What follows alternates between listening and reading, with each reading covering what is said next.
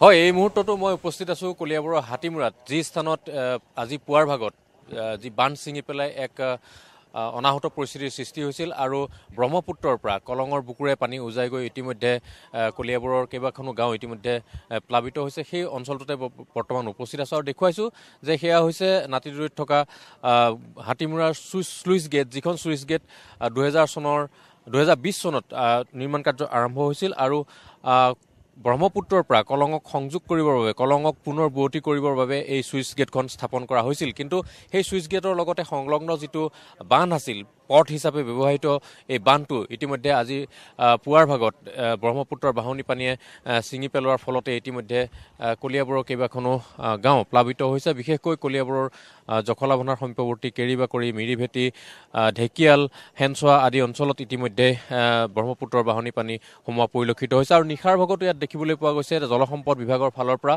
ইয়াত কিছু ব্যৱস্থাৱলী গ্ৰহণ কৰা হৈছে।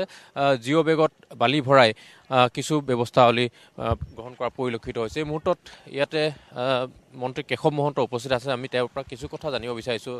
নিশাৰ ভাগতো দেখিবলৈ পোৱা গৈছে কিছু ব্যৱস্থাৱলী লৈছে, কেনেকুৱা কি ধৰণৰ ব্যৱস্থা কৰা হ'ব? নহয়, এতিয়া আমাৰ ৱাটাৰ ৰিচোৰ্চ বিভাগে চেষ্টা কৰি আছে যে ইয়াত কিবা প্ৰটেকশ্যন দি পেলাই সোঁতটো কমাব পাৰি নেকি, যাতে প্ৰয়োজন হ'লে পানীটো বন্ধ, হয়তো এতিয়া নহ'ব, লাহে লাহে বন্ধ কৰি দিব পাৰি নেকি। আৰু বাকীখিনি কথা আমি ব্যৱস্থাবিলাক আপোনালোকে আজি দেখিছে যে আমাৰ এই দলঙৰ পৰা, ওচৰৰ পৰা যিমানকেইখন দলঙত মেটেকা লাগি আছিল গোটেইকেইখন আজি এৰুৱাই দিয়া হৈছে। সোঁতটো ভালকৈ বৈ গৈছে, গতিকে পানীৰ যোৱা সময়ত যিটো হৈছিলে, পানীটো ব্লক হৈছিলে, এইবাৰ পানীটো ব্লক হ'বলৈ নাপায়। আৰু ব্লক নোহোৱাৰ কাৰণে, পোনে পোনে বৈ যোৱাৰ কাৰণে আমি ভাবিছোঁ বৰ বেছি ধৰণৰ ভয়াৱহতা ইয়াত নাই। বিশেষকৈ যোৱাবাৰ হোৱা ধৰণে পানী এইবাৰ নহ'ব। 2017 চনত এই একে স্থানতে মাথৰি ছিগি পেলাই বানপানীৰ সূচনা হৈছিলে আৰু সেই আতংকতে, সেই আশংকাতে ৰাইজ কিন্তু এতিয়া ঘৰৰ পৰা নিৰাপদ স্থানলৈ টালি টোপোলা বান্ধি ওলাইছে। সেইসকলক ৰাখিবৰ কাৰণে বা তেওঁলোকৰ কাৰণে কিবা ব্যৱস্থাৱলী হ'ব নেকি? ইয়াত এতিয়া আজি আমি সাধাৰণতে যি ব্যৱস্থা কৰা নহয় আমি সেইধৰণে কৰিছোঁ যে এখন ৰাজহ গাঁৱত এজন মণ্ডল, গাঁওবুঢ়া আৰু এজন চৰকাৰী বিষয়া, তিনিজনক আমি দায়িত্ব দিছোঁ যে সেই গাঁওখনতহে তেওঁলোকে কাম কৰিব।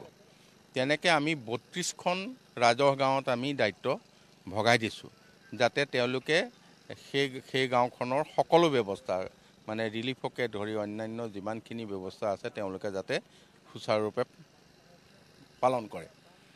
আৰু আমি ভাবিছোঁ যোৱা সময়ৰ নিচিনা এইবাৰ ভয়াৱহতা নহ'ব, এইকাৰণে যে যোৱাবাৰ কলংখন 44 বছৰ ধৰি পেলাই ব্লক হৈ আছিল আৰু এতিয়া কলংখন প্ৰায়খিনি মুকলি হৈ আছে, বহুখিনি খণ্ডনো হৈছিল।